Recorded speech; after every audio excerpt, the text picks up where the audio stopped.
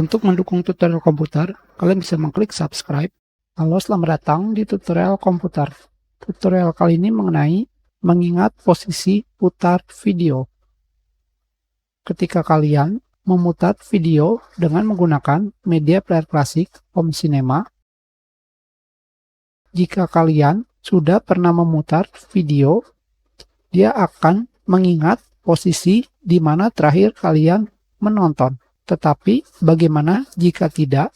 Kita ulangi lagi, kita buka videonya, maka dia akan memutar dari awal. Kita ulangi, kembali lagi dari awal. Sekarang caranya adalah kalian pergi ke bagian View, Option. Di sini pada bagian Player, kalian pilih centang Remember File Position. Kalian pilih OK. Sekarang, jika kalian kembali memainkan video yang sama,